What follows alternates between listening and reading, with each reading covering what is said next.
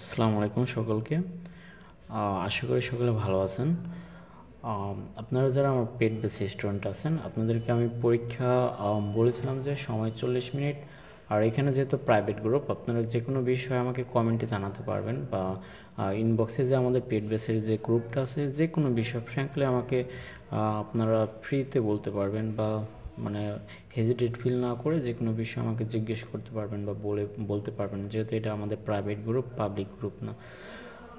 আপনাদের এক্সাম যেহেতু 40 মিনিট সময় দিয়েছিলাম, এই 40 মিনিট সময়ের মধ্যে আমি বলছিলাম যে সাবমিট করতে, আপনারা কেউ এখন পর্যন্ত সাবমিট করেন নাই। তাহলে এইভাবে যদি আপনারা প্রিপেয়ার যদি না হন বা সিরিয়াস যদি না হন, তাহলে তো আমি আপনাদেরকে নিয়ে আগাতে পারবো না। তো আপনাদের তো অনেক বেশি সিরিয়াস হতে হবে। তো আমি আশা রাখি আজকের পদার্থের গাঠনিক ধর্ম ক্লাসটা শেষ হওয়ার পর আপনারা সাথে সাথে আজকের যে পরীক্ষা হয়েছে রসায়ন দ্বিতীয় পত্র পরিবেশ রসায়ন, যে কোশ্চেনটার উপর পরীক্ষা হয়েছে, আমি আশা করি যে আপনারা সবাই সুন্দরভাবে অ্যান্সারগুলো করছেন। তো অ্যান্সারগুলো অবশ্যই ক্লাস শেষ হওয়ার পর আমাকে পাঠিয়ে দেবেন। ওকে, থ্যাংক ইউ। আমি দেখতে পাচ্ছি যে আপনারা পেড বেসে আছেন মোটামুটি কতজন, 22 জন। মাত্র এখানে জয়েন করছেন 3 জন। এটা কোনো কথা হইলো? আপনাদের সামনে পরীক্ষা, আপনারা টাকা দিয়ে আপনার মানে কি করছেন, আপনারা রেজিস্ট্রেশন করেছেন, কিন্তু আপনাদের কোনো হদিশ আমি পাচ্ছি না আসলে। আচ্ছা, যাই হোক, যে দুজনই আছেন, আমি ক্লাসটা এখানে, যেহেতু আমাদের প্রাইভেট গ্রুপ এখানে থাকবে, আপনারা অবশ্যই আমাকে কমেন্টে জানাবেন বা কে কে আছেন একটু আমাকে কমেন্টে একটু জানান যে আপনারা কে কে ক্লাসটি করছেন। ঠিক আছে, তাহলে আমি ক্লাসটি আগাতে পারবো। তো কাইন্ডলি একটু জানান আজকে ক্লাসটি কে কে করছেন। আমার এখানে কারেন্ট নাই, তো তারপরে আমি যেহেতু আপনাদের ক্লাস, আমি ক্লাসটি বলছি নিব মানে নিবই। আমি আপনাদেরকে যেভাবে বলছি, যে কমিটমেন্ট দিছি যে আপনাদের ক্লাসের জন্য যেভাবে আপনাকে প্রিপেয়ার করে পরীক্ষার হলে পাঠাবো, আমি সব সময় থাকবো আপনাদের সাথে, আমার যত কষ্টই হোক। ঠিক আছে, তো আপনারা যারা যারা এখন লাইভ ক্লাসটি দেখছেন আমাদের প্রাইভেট বা পেড ব্যাচের, অবশ্যই আমাকে একটু জানান যে কাইন্ডলি কে কে আছেন বা কে কে ক্লাসটি করবেন। ওকে, বা কে কে ক্লাসটি করতেছেন। ঠিক আছে, পদার্থের গাঠনিক ধর্ম, এটা হলো ফিজিক্সের অত্যন্ত চমৎকার একটি চ্যাপ্টার। এই চ্যাপ্টারটা হিউজ বড় ছিল, কিন্তু আপনারা যেহেতু শর্ট সিলেবাসে, আপনাদের কিছু সিলেক্টিভ টপিকস এই পদার্থের গাঠনিক ধর্মের মধ্যে রয়েছে। সেই টপিকসগুলো নিয়ে আমি ডিসকাস করব, সিকিউ সলভ করব। আমি সাজেশন আপনাকে দিয়ে দিব যে এই বিষয় বা এই টপিকস থেকে আপনাদের কোশ্চেন থাকবে মানে 100% থাকবে। সো ওই বিষয়গুলোই আমি এখন আপনাদেরকে সুন্দর করে বুঝিয়ে দিব, সিকিউ সলভ করব, আমরা সব কিছুই দেখবো আশা করি। ওকে, পদার্থের গাঠনিক ধর্মে ফার্স্টে আপনারা জানবেন যে বিকৃতি জিনিসটা কি। কি বিকৃতি? বিকৃতি মানে কি? বিকৃতি ঘটা, অর্থাৎ বিকৃতির সংজ্ঞাটা মনে রাখবেন যে আমি এত কিছু পড়াবো না, যেগুলো হলো আপনাদের পরীক্ষায় আসবে আমি সেই বিষয়গুলো আপনাদের জানিয়ে দিব, সেই বিষয়গুলো শিখিয়ে দিব। যে বিষয়গুলো শিখলে আপনার এমসিকিউ সিকিউ দুইটাই একদম সমান তালে পারফেক্টলি একদম আপনারা ফিট হয়ে যাবেন, আমি সেই বিষয়গুলো আপনাদেরকে ক্লিয়ার করে দেব। তাহলে কি? ওকে, আমাকে অনেকজন মেসেজ দিচ্ছে যে এমবি না থাকার কারণে বা কারেন্ট না থাকার কারণে তারা ক্লাস করতে পারতেছে না। তো এমবি তো কেনা উচিত, যেহেতু আপনাদের সামনে পরীক্ষা, এমবি কেনা উচিত, কারেন্ট নাই থাকতে পারে। যাই হোক, যেহেতু আমাদের এটা প্রাইভেট গ্রুপ, এই ক্লাসটি অবশ্যই আমাদের এখানে থাকবে। তাহলে বিকৃতি জিনিসটা কি মনে রাখবেন? বাহ্যিক বল প্রয়োগে বস্তুর একক মাত্রায় যে পরিবর্তন ঘটে, বস্তুর একক মাত্রায়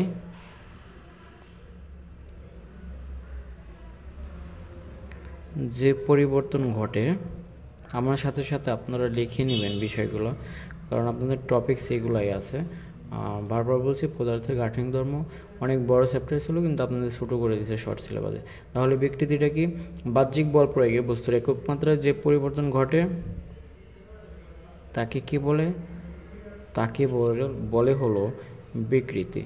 যেহেতু আপনার পেড বেসের স্টুডেন্টস, সো আমি অবশ্যই বেস্ট ট্রাই করবো আপনাদেরকে নিয়ে, এটা মাথায় রাখবেন। আপনাদের বেস্ট সার্ভিস দেব, বেস্ট ট্রাই করব, সুন্দর করে গুছিয়ে ক্লাস নিব। ইভেন ক্লাস পর সাজেশন বলেন, এই যে যেমন আজকের ক্লাসটা নিচ্ছি, আজকের ক্লাসটা আমি যখন নেক্সট দিন ক্লাসটা নিব, ওই ক্লাসটা নেওয়ার আগে আজকে যেমন আমি পরীক্ষা নিয়েছি, তো আজকের ক্লাসের ওপর ওই নেক্সট দিন যেদিন ক্লাস নেব তার আগে আজকের ক্লাসের ওপর অবশ্যই আরেকটি পরীক্ষা থাকবে, পরীক্ষা সহ প্লাস সাজেশনও থাকবে। সো আপনারা খুবই সিরিয়াস হবেন নেক্সট 2 মাসের জন্য। আমি আছি সবসময় আপনাদের সাথে। ওকে, তাহলে বিকৃতি হলো বাহ্যিক বল প্রয়োগে বস্তুর একক মাত্রায় যে পরিবর্তন ঘটে তাকে বিকৃতি বলে। বিকৃতিকে হলো আলফা দিয়ে প্রকাশ করা হয়। তাহলে ধরেন কোনো বস্তুর আদি মাত্রা সাপোজ ধরেন এ এবং শেষ মাত্রা সাপোজ ধরেন বি, ঠিক আছে। তাহলে বলছি বস্তুর একক মাত্রায় যে পরিবর্তন ঘটে, তাহলে আমরা মাত্রার পরিবর্তনটা কি হবে? মাত্রার পরিবর্তন হবে বি মাইনাস এ, কারণ শেষ মাত্রা থেকে আদি মাত্রা আমি বিয়োগ করে দেব। তাহলে বিকৃতিটা কি হবে? তাহলে বিকৃতি হবে যে একক মাত্রার বস্তুর একক মাত্রায় যে পরিবর্তন ঘটে, এ মাত্রায় যদি পরিবর্তন বি মাইনাস এ হয়, তাহলে একক মাত্রায় হবে বি মাইনাস এ বাই এ। এটাই মনে রাখবেন হলো বিকৃতি, ঠিক আছে। বিকৃতি হলো 3 প্রকার। কত প্রকার? 3 প্রকার। আমি আপনাদের সবগুলা প্রকার পড়াবো না, আমি আপনাদের জাস্ট একটা প্রকার শেখাবো, সেটা হলো দৈর্ঘ্য বিকৃতি। কি মনে রাখবেন? দৈর্ঘ্য বিকৃতি। এই দৈর্ঘ্য বিকৃতিটা আমাদের লাগবে। আমরা শিখবো এখন দৈর্ঘ্য বিকৃতি। বিকৃতি হলো 3 প্রকার, মনে রাখবেন। দৈর্ঘ্য বিকৃতি, আকার বা কৃন্তন বিকৃতি, এরপর হলো আয়তন বিকৃতি। আমি বলছি আপনাদের, আমি শুধুমাত্র দৈর্ঘ্য বিকৃতিটা পড়াবো। দৈর্ঘ্য বিকৃতি, দৈর্ঘ্য বিকৃতিকে মনে রাখবেন সিগমা এল দিয়ে প্রকাশ করা হয়। এল মানে কি? দৈর্ঘ্য, আর সিগমা মানে কি? বা আলফা, এটাকে আলফা ধরতে পারেন, সরি এটা সিগমা না, এটা হলো আলফা। আলফা এল দিয়ে প্রকাশ করা হয়। এল মানে হলো দৈর্ঘ্য, আলফা মানে হলো বিকৃতি। আলফা হলো এল হলো দৈর্ঘ্য বিকৃতি।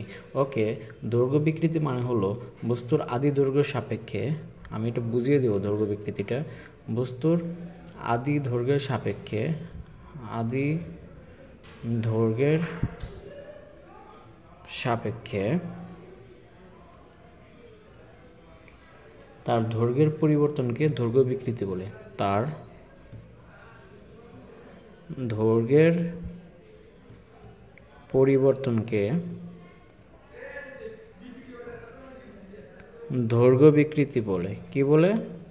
দৈর্ঘ্য বিকৃতি বলে।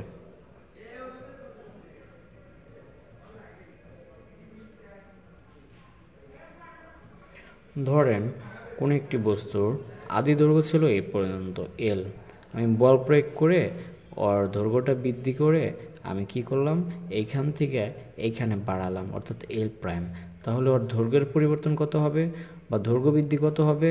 এই যে এইখান থেকে এইটুকু দৈর্ঘ্য বৃদ্ধি পাইছে, একে যদি আমি ডেল এল দিয়ে প্রকাশ করি, ডেল এলটা হবে এল প্রাইম মাইনাস এল। তাহলে আমি বিকৃতি, দৈর্ঘ্য বিকৃতির সংজ্ঞাটা কি শিখেছি আপনাদের? বস্তুর আদি দৈর্ঘ্যের সাপেক্ষে তার দৈর্ঘ্যের পরিবর্তনকে, আদি দৈর্ঘ্য ছিল এল, তাহলে এল এর সাপেক্ষে তার দৈর্ঘ্যের পরিবর্তন কি? Del L. তাহলে এইটাই হবে হলো আপনার দৈর্ঘ্য বিকৃতি, আলফা এল। আশা করি আপনারা বুঝতে পারছেন। ওকে ফাইন, ঠিক আছে। তাহলে এখন আমি দেখব বিকৃতির একক কি, মাত্রা কি। বিকৃতির কোনো একক মাত্রা নেই। কেন নেই? বিকৃতির একক, এগুলো আপনারা জানবেন কেন নেই। দেখেন, বিকৃতি হলো একই জাতীয় দুইটা রাশির অনুপাত, অর্থাৎ উপরে দৈর্ঘ্য আছে, এখানেও দৈর্ঘ্য আছে। উপরে দৈর্ঘ্যের পরিবর্তন মানে কি? দৈর্ঘ্যের পরিবর্তন এককও মিটার, দৈর্ঘ্যের এককও মিটার। মিটার মিটার কেটে দিলাম, তার মানে বিকৃতির কোনো একক নেই। ওকে, বিকৃতির একক নেই মানে কি? বিকৃতির মাত্রাও নেই। আচ্ছা, আমরা তাহলে ফার্স্টে কি শিখছিলাম? বিকৃতি। এরপর শিখলাম হলো বিকৃতি 3 প্রকার: দৈর্ঘ্য বিকৃতি, আকার বিকৃতি, আয়তন বিকৃতি। আমি আপনাদেরকে বলছি আপনাদের শুধুমাত্র লাগবে হলো দৈর্ঘ্য বিকৃতি, যে কারণে আমি দৈর্ঘ্য বিকৃতি বিষয়টা আপনাদেরকে বুঝিয়ে বললাম। এখন আমি শেখাবো আপনাদেরকে পীড়ন। আসলে পীড়ন মানে যন্ত্রণা। হ্যাঁ, পীড়ন মানে কি? যন্ত্রণা। আচ্ছা, পীড়া। ওকে, পীড়ন মনে রাখবেন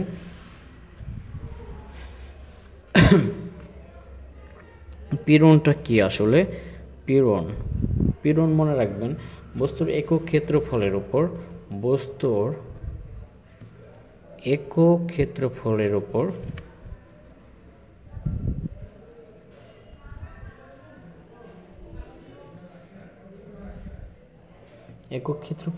লম্বভাবে ক্রিয়ামূলক বা প্রতিক্রিয়ামূলক বলকে পীড়ন বলে। লম্বভাবে, তাহলে বস্তুর একক ক্ষেত্রফলের উপর লম্বভাবে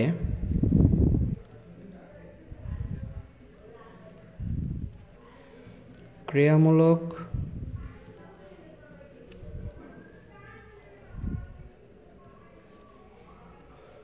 বা প্রতিক্রিয়ামূলক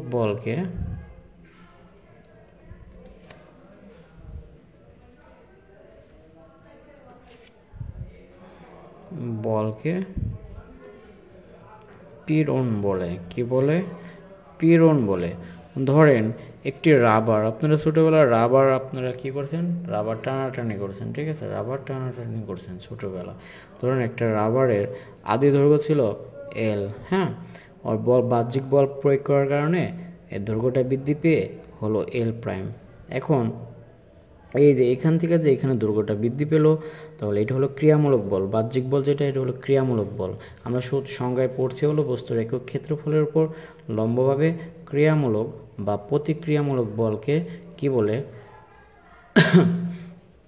পীড়ন বলে। পীড়ন বলে। ওকে, তাহলে দেখেন এখানে বল প্রয়োগ করলাম, এটা হলো ক্রিয়ামূলক বল। বল প্রয়োগ করার কারণে দৈর্ঘ্যটা এখান থেকে বৃদ্ধি পেয়ে এখানে হলো এল প্রাইম হলো। এই যে রাবার দেখবেন আপনি যখন টানবেন, টানার পর যে একটা দৈর্ঘ্য বৃদ্ধি পেল, ওইটাকে যখন আবার কি করবেন, এই রাবারটা সে তার আদি দৈর্ঘ্য ফিরে পাওয়ার জন্য এই বিপরীত দিকে একটা প্রতিক্রিয়ামূলক বল প্রয়োগ করবে। আপনি একটু খেয়াল করবেন, রাবারকে যখন বল প্রয়োগ করে আপনি এখান থেকে এখানে রাবারের দৈর্ঘ্যটা বৃদ্ধি পেলেন, মানে বৃদ্ধি হলো, আপনি যখন বলটা প্রয়োগ করলেন, রাবার তার আদি অবস্থায় ফিরে আসার জন্য বা আদি দৈর্ঘ্য ফিরে পাওয়ার জন্য এদিকে একটা প্রতিক্রিয়ামূলক বল প্রয়োগ করবে। এই কারণে বলছি বস্তুর একক ক্ষেত্রফলের উপর ক্রিয়ামূলক বা প্রতিক্রিয়ামূলক বলকে পীড়ন বলে। ধরেন যদি এ ক্ষেত্রফলের উপর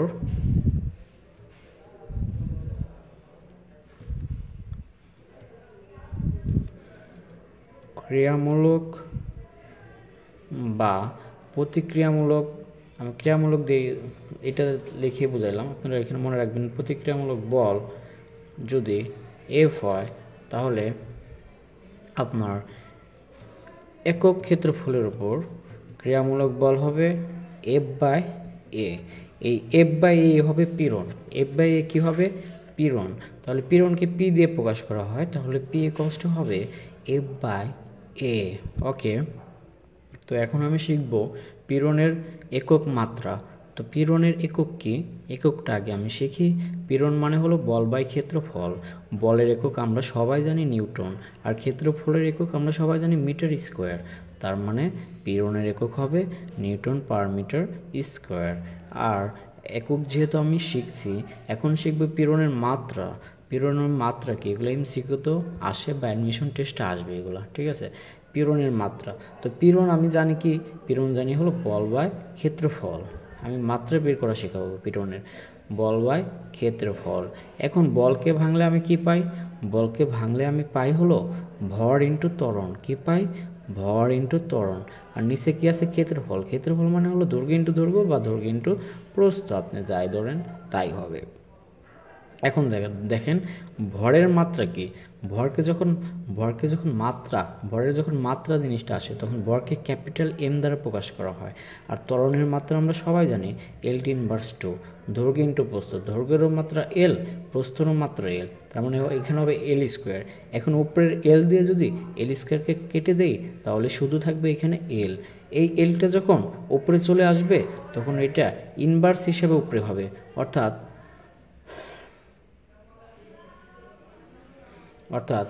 M L inverse 1 T inverse 2। বুঝতে পারছেন আমার কথা? Okay fine.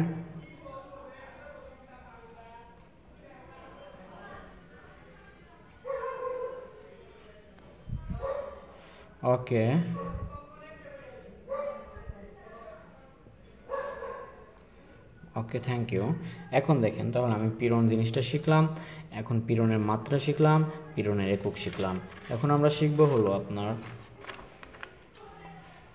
আমরা শিখব হলো এখন পীড়নের প্রকারভেদ। আমরা কি শিখব? পীড়নের প্রকারভেদ। আমরা জানি পীড়ন হলো 3 প্রকার, বিকৃতি যেমন 3 প্রকার, ঠিক একইভাবে পীড়নও 3 প্রকার। পীড়ন কত প্রকার?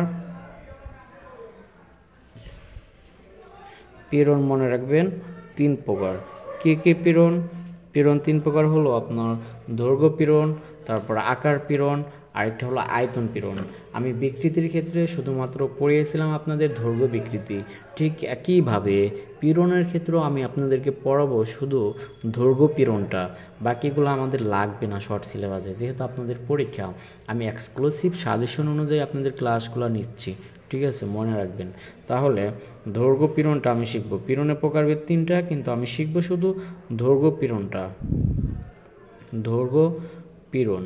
দৈর্ঘ্য পীড়নের সংজ্ঞা মনে রাখবেন, জাস্ট দৈর্ঘ্য বিকৃতি ঘটাতে, জাস্ট এই জিনিসটা অ্যাড করবেন, বাকি সব পীড়নের সূত্রটা।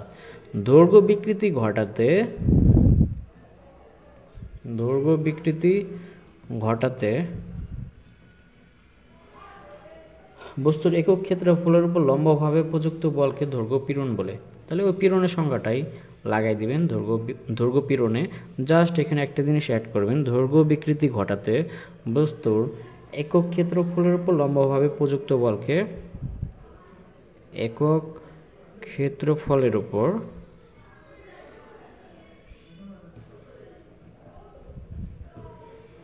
লম্বভাবে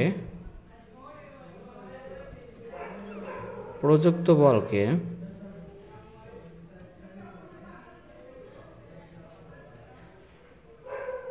দৈর্ঘ্য পীড়ন বলে। কি বলে? দৈর্ঘ্য পীড়ন বলে। তার মানে পীড়নের সংখ্যাটাই, যেহেতু এখানে দৈর্ঘ্য পীড়ন, এখানে জাস্ট এখানে অ্যাড করবেন দৈর্ঘ্য বিকৃতি ঘটাতে। তাহলে দৈর্ঘ্য পীড়নকে মনে রাখবেন, পি হলো পীড়নের প্রতীক, আর এল হলো মনে রাখবেন দৈর্ঘ্য, লেংথ। তাহলে এই পি নিচে এল দ্বারা বোঝাইছি হলো দৈর্ঘ্য পীড়ন। তাহলে দৈর্ঘ্য পীড়নটা হবে একইভাবে এফ বাই এ।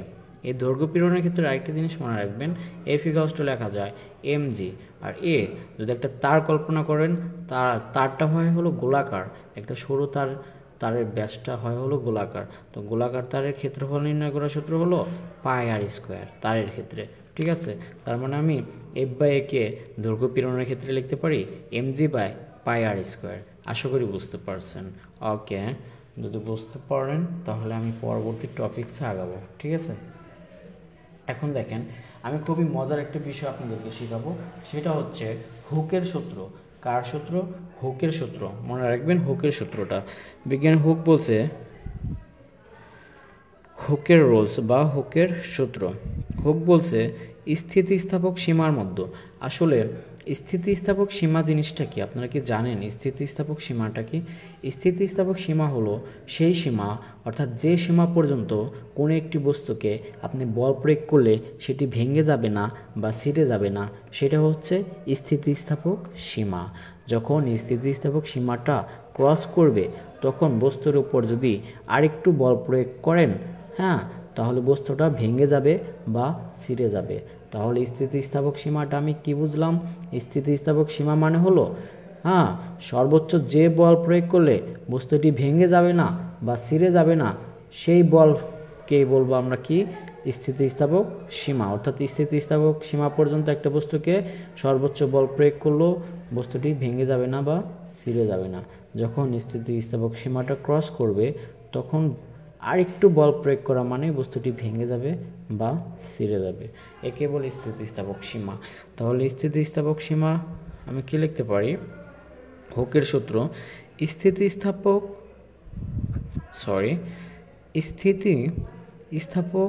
সীমার মধ্যে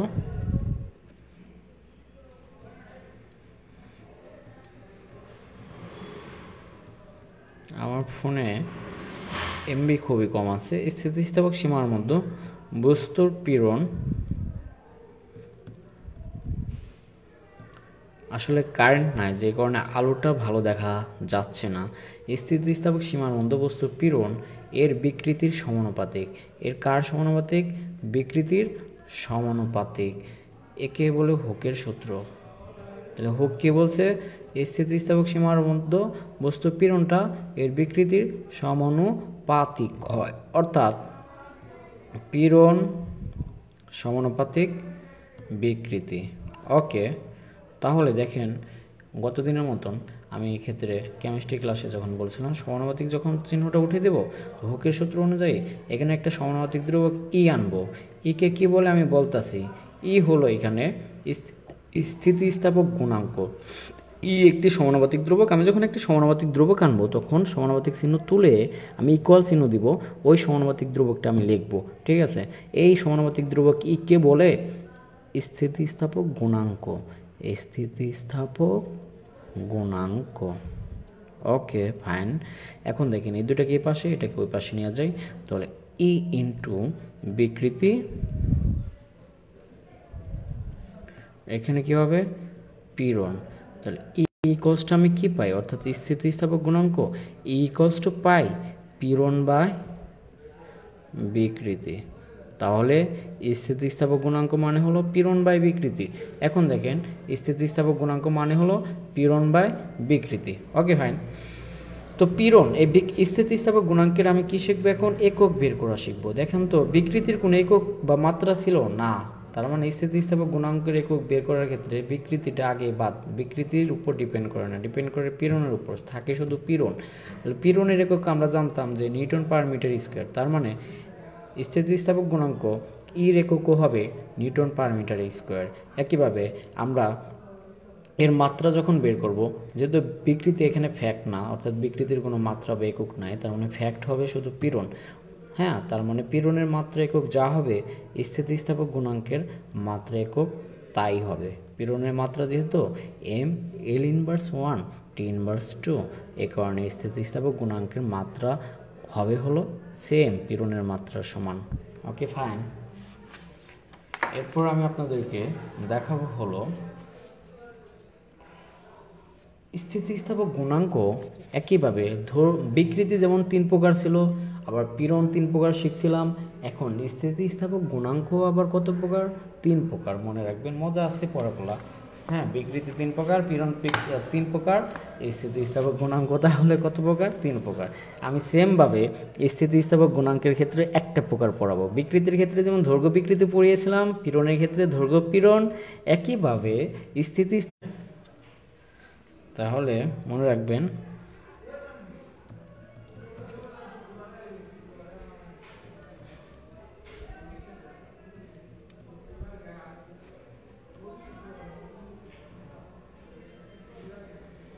স্থিতিস্থাপক গুণাঙ্ক 3 প্রকার।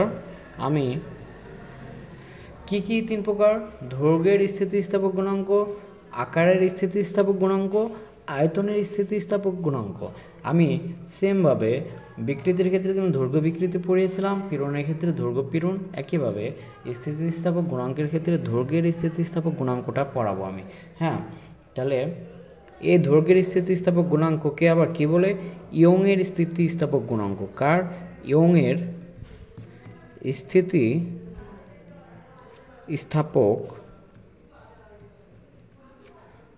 গুণাঙ্ক। এটা মনে রাখবেন,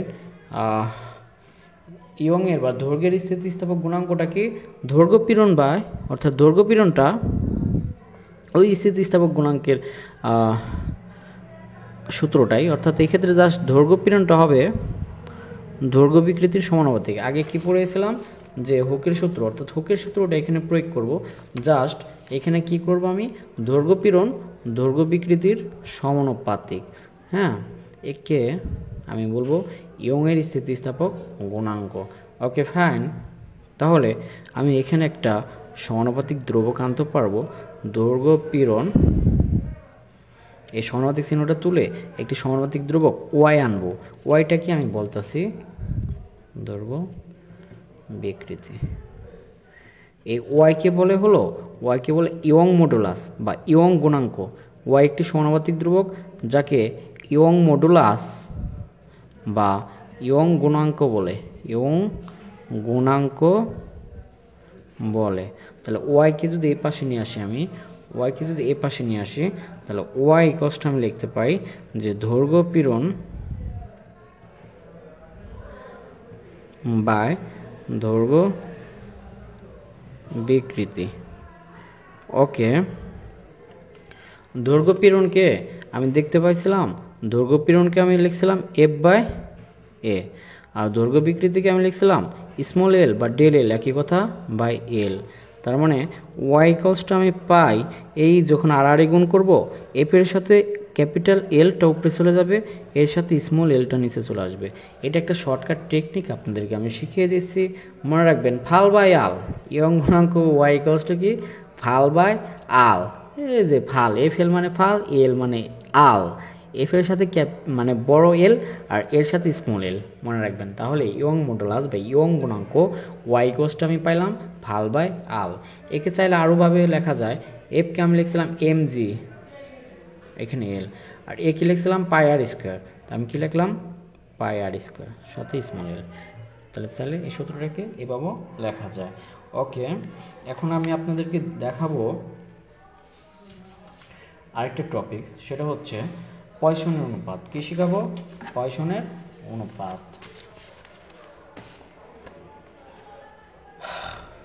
পয়সনের অনুপাতটা মনে রাখবেন, স্থিতিস্থাপক সীমার মধ্যে বস্তুর পার্শ্ব বিকৃতি ও দৈর্ঘ্য বিকৃতির অনুপাত একটি ধ্রুব সংখ্যা। তাহলে কি পয়সন অনুপাত,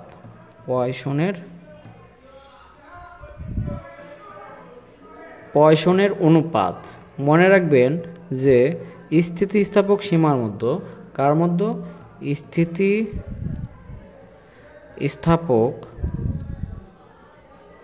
সীমার মধ্যে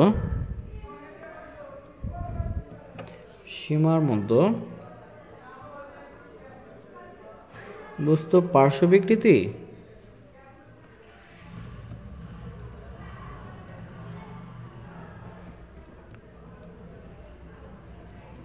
ও দৈর্ঘ্য বিকৃতির অনুপাত একটি ধ্রুব সংখ্যা। ও এটা কিন্তু স্থিতিস্থাপক সীমার মধ্যে হতে হবে। ও দৈর্ঘ্য বিকৃতির অনুপাত একটি ধ্রুব সংখ্যা, দৈর্ঘ্য বিকৃতির অনুপাত একটি ধ্রুব সংখ্যা। এই ধ্রুব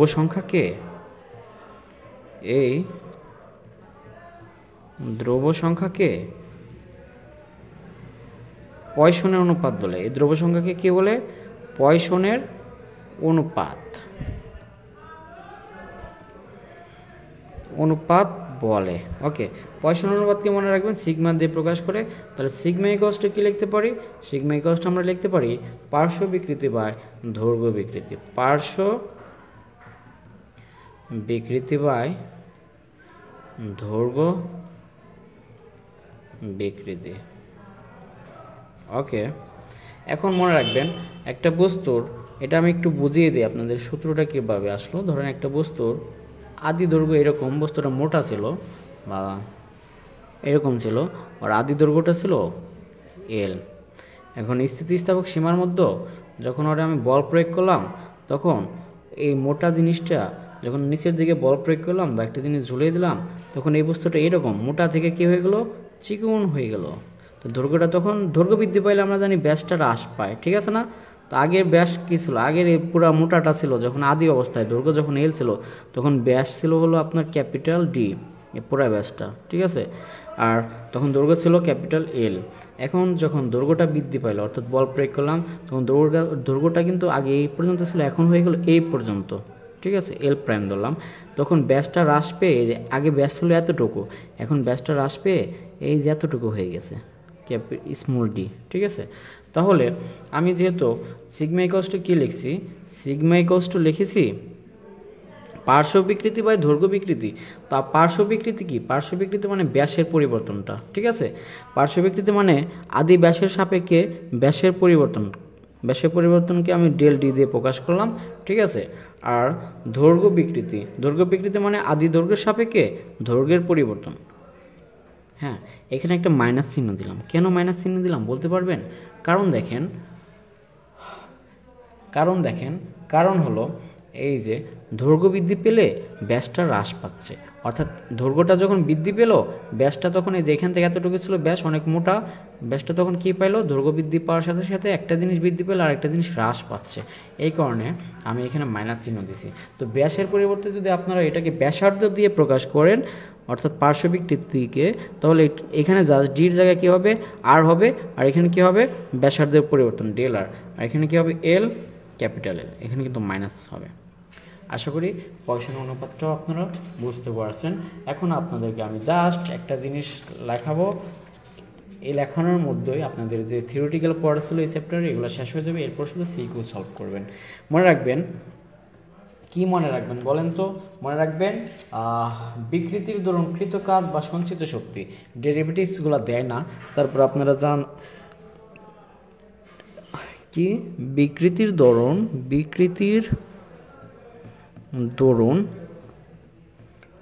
কৃত কাজ বা সঞ্চিত বিভব শক্তি, কৃত কাজ বা সঞ্চিত বিভব শক্তি।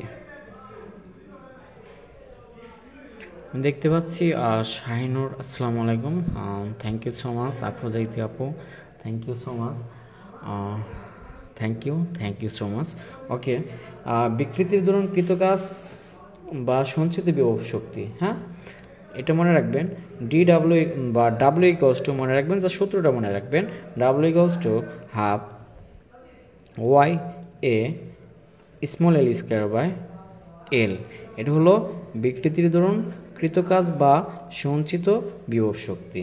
এখন এখানে আরেকটা জিনিস মনে রাখবেন যে একক আয়তনে সঞ্চিত বিভব শক্তি, এই দুইটা জিনিস মনে থাকলেই আপনার যাবতীয় সব কিছু শেষ হয়ে যাবে এই চ্যাপ্টারে। একক আয়তনে সঞ্চিত বিভব শক্তি, এটা মনে রাখবেন।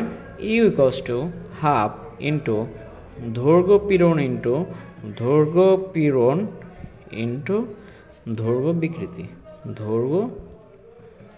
বিকৃতি। ওকে ফাইন, তার মানে আমাদের শেষ।